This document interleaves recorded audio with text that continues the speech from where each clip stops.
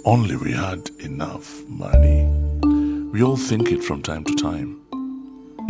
I just thought it. But here's a big number for you. For Africa to fund its transition to clean energy and to reach targets set under the Paris Climate Accords, it's estimated we'll need $3 trillion by 2030.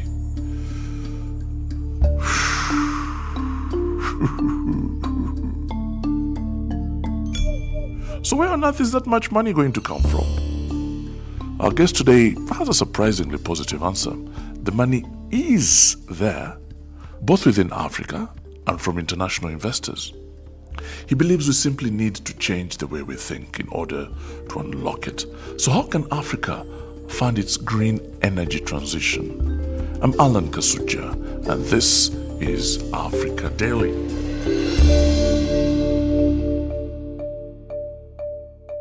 Dr. Hubert Danso is one of a group of financiers in Africa who, between them, control billions of dollars of investments across the continent.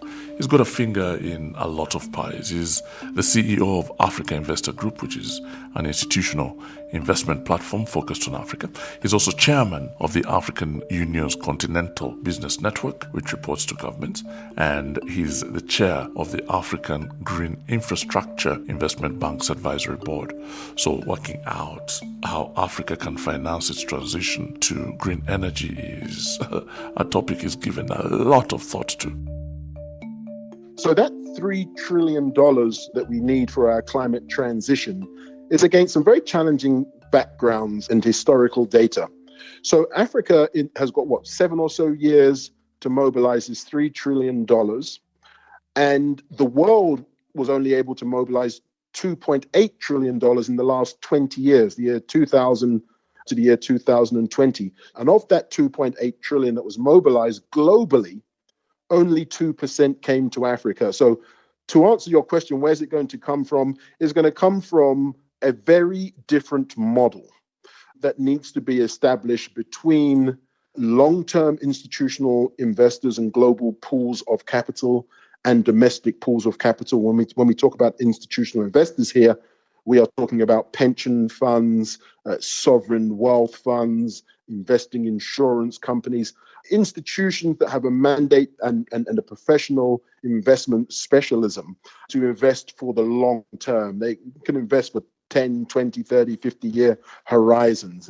So it's a very different set of circumstances and environment for which the African continent has been used to. Is the $3 trillion available in Africa to mobilize? Or do you see Africa looking elsewhere, outside the continent, for the necessary investment? All investments have a global dimension majoritively. So this would actually be a combination of African institutional capital as well as other forms of public finance. This is not a 3 trillion gift, or it's not a 3 trillion grant where you don't have any expectations of a financial return. It's a good investment opportunity. And a number of the global pension funds and global institutional investors are very interested in participating in exactly that opportunity for growth. How will those institutions make money? Africa has nearly 40% of the world's natural capital, sun, wind, and hydro, aplenty. It is a genuine investment opportunity. The majority of the green minerals for the clean technologies reside in Africa. The supply can't outstrip the demand. If I may give you an example, just in terms of the electric vehicle market, if you look at the sort of the green mineral resources, I think there was a report that came out just recently said that it's about a $10 trillion market. And Africa is very well positioned because it's actually got the key minerals that are essential for these end products that are critical to the world's transition right here in our continent. So the search for money sounds quite simple so far. Big investors like pension funds, insurance funds, and sovereign wealth funds, the state-owned investment funds, are already able to put up money. But of course, things are not always that simple. What about the other actors in the world of high finance, the governments and the development banks? there needs to be a re-architecting, in other words, a redesign of the key relationships that are responsible for the economic and investment potential and opportunities on the continent. That's typically been a sort of regional bank, World Bank, and these institutions are known as multilateral development banks. They have sort of been leading this agenda with our governments. And what's happening now is that it's recognized that those institutions represent a collective investment potential of about 1.5 trillion US dollars. Now, the institutional investment community, the world's and Africa's pension funds and sovereign wealth funds, represent $200 trillion of investment potential. Let's just pause there and let those numbers sink in because they're essential to understanding the central theme of Dr. Danso's argument. He says the established development banks, which traditionally lead investment policy with governments in Africa, hold $1.5 trillion of investment potential. But the pension funds, insurance funds, and sovereign wealth funds hold much more money. And that's changing the way people think. So that relationship, that re-architecting, that sort of let's try to figure out, a new form of partnership has already happened. And it came out very clearly at this recent big climate meeting, COP27. And it's called an institutional investor public partnership. So it's now saying that institutional investors, pension funds, sovereign wealth funds, that are investing for the long term for countries should actually come together, form new partnerships, share the types of risks that the multilateral development banks haven't been able to, absorb, and do things at scale. Because when you have to do something so large within such a short time frame, the guiding principles need to be: can we do this at scale? Can we bring in money at scale? And can we deliver that at speed? Because the Earth systems scientists have told us that the science says by 2030, we're going to be in some kind of irreversible state in terms of the damage that will be done to our climate, and that some of these major investments that we make because of that environmental degradation will lose value and become worthless. You are constantly at high-level financial meetings. Just take us into that world. Could you describe the typical dynamic? Is it private equity investors like yourself giving governments business deals or offering government business deals? These meetings are driven by key constituencies who have very entrenched positions in terms of their relationship with government. The multilateral development banks, these banks like the World Bank, for example, was one of the largest and strongest financial partners backstopping a lot of the financing needs for African governments. But when they were established, they were the largest pool of capital. They were the largest investor, and they had the largest investment capacity. But today, the institutional investors that I mentioned, the pension funds and the sovereign wealth funds, they are 900 times larger than these multilateral development banks. So the dynamic in the meetings is a little bit tense, I have to be honest. So the new dynamic is this increasing coming together of governments and institutional investors, and a new role is being established for the multilateral development banks to what we call in the industry to de-risk. Because that's an important element here, isn't it? There's a need to de-risk, to take steps that will reduce on the risk for investors, right? Yes, no, absolutely. I mean, every investment is a risk, but I think that conversation has been slightly misguided because the multilateral development banks are better placed to be able to take that risk. They have, a better mandate and a better role to play to support governments to take that risk, so that we can crowd in more institutional capital that doesn't have the appetite for certain types of risks. But I think the real opportunity that we seem to be missing as we talk about risk is the growth potential. When you say growth potential, what do you mean? I mean, today, the world doesn't have enough electric vehicle batteries to be able to meet its future demand, even for the first phase, which means that market is going to be growing exponentially. So if you look at a project in Africa, the issue shouldn't be how do we keep the project neat and tidy and small, what I call the slice of the pie, instead of looking at the whole pie and manage that risk. We should be asking ourselves, how can we position Africa, with all of its natural and human resources, to be able to be a major manufacturer and player, which is one of the largest and greatest growth opportunities of our generation. Do you usually find that there is a huge disconnect between perceived risk of working, operating, investing in Africa and the actual risk? Yes, absolutely. I think you captured it quite well. One is the perception and one is actual.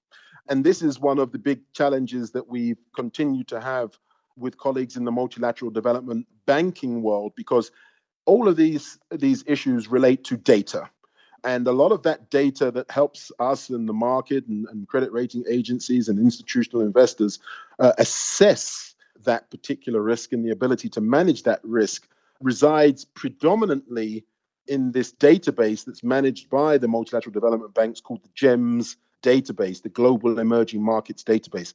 And this database is only accessible to the multilateral development banks, and essentially it has all of the actual performance of infrastructure and the major loans to governments across Africa. And that has just not been available to institutional investors to be able to assess the risk. So in the absence of having the data to be able to assess the risk, you have to presume that the risk is higher than it actually is.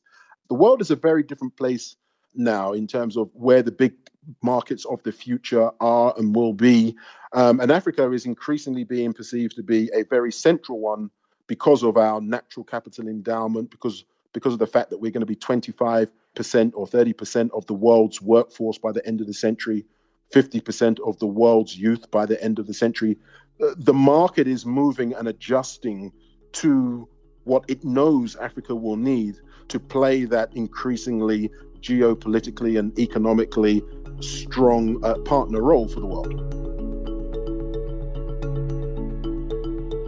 At this point in the conversation, we need to turn to something we all fear, which is debt. Is it possible for governments and therefore their citizens, that's you and me, to avoid increasing debt through borrowing for this green investment process?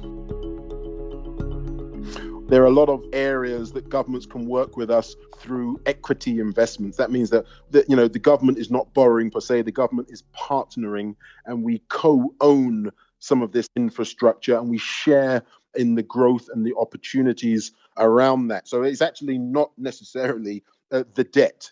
And that's what we've always said. We said that this whole climate agenda actually has been mischaracterized. It's been something that has been defined by development finance as a climate finance gap. This is a very long-term project. So you need to align with institutions that invest for the long term. And that's one of the benefits, that this big pool of equity investment that can partner with governments is not, the governments don't have to pay at the end of every month. What we are looking for from the governments is to continually, use institutional investor public partnership frameworks that ensure that the policy framework and the procurement framework, the way that these projects are brought to market, are sound, transparent, and enabling.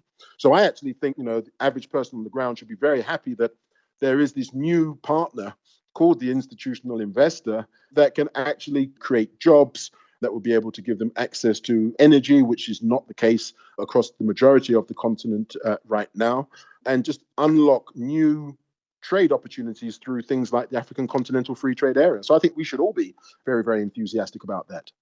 I wonder if you are familiar, or you can think of a renewable energy source in Africa, which you think has the potential to transform the continent if it was properly invested in. We actually have more technical wind capacity, which is about 180,000 terawatts per year in terms of technical wind capacity that could electrify the continent 250 times over.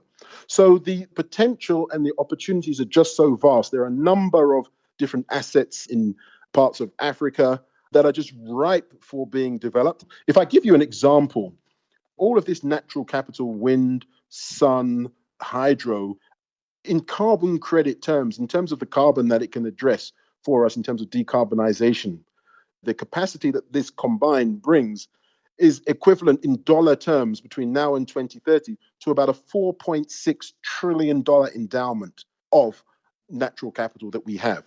So, bringing together the pension funds in those respective countries to work together and bringing together the governments in these particular countries to work together. And that's the institutional investor public partnership that we're talking about. Governments working together, pension funds from African countries working together, and then collectively, we then engage with our peers globally to be able to put these transactions into operation. How much of your optimism about finding the money for a green transition is about changing our mindset, the way we think about this challenge? When you talk about finding the money, that's what I do day in, day out. The money is there. And this is the transition that we're actually going through at the moment, because a lot of the opportunities in the continent have been sort of put through a very developmental lens. Now, we as institutional investors are really committed to every investment that we have. We will make, it has to be environmentally sound, socially sound, the governance has to be sound, and it will need to have a positive impact on the climate. But there are institutions that really don't want us to come in and play this role because they are very uncertain about their future, because they're being asked to play a different role. And we say, if you call yourself a development institution, you should understand that, you have to serve society. And if you delay crowding in institutional investors, and that's something that we think that the COP process is doing. We don't think the COP process is involving the $200 trillion pool of capital that is capable of closing this climate finance and investment gap. All of the conversations that you're hearing these days are about how can the $1.5 trillion group of development finance institutions help governments close the gap. Well, the $200 trillion pool of global institutional investors, African institutional investors, who are pleading with these institutions to say, let's have the partnerships. We can do this today. We have the capital today. We have more than enough capital to solve this problem today. But because historically we were not part of the key decision-making architecture for development, we're being held out. And that's the challenge that we need to solve very urgently. Unfortunately, the reality is this: climate change is, unfortunately for us, one of the best investment opportunities of our generation. We are recreating a much more habitable, safe, climate secure world. And it needs a lot of money. And the only real players that have that money at scale are the pension funds and the sovereign funds and the institutional investors, because we are investing in growth. We need society to grow and prosper over the long term. So here's to prosperity. A big thank you to Dr. Hubert Danso for thinking through all these big thoughts and big numbers with me. Africa Daily is a BBC World Service production. My producers today were David Whitty and Janet Ball. Our editors are Rosanna Lafalce and Simon Peaks. Let us know if you have thoughts about this or other episodes. We really try to cover all issues that affect the continent, so let us know if we are missing something big. You know how to get a hold of me. My email is africadaily@bbc.co.uk, or just tweet at me. I'm at Kasuja. That's with 2 J's.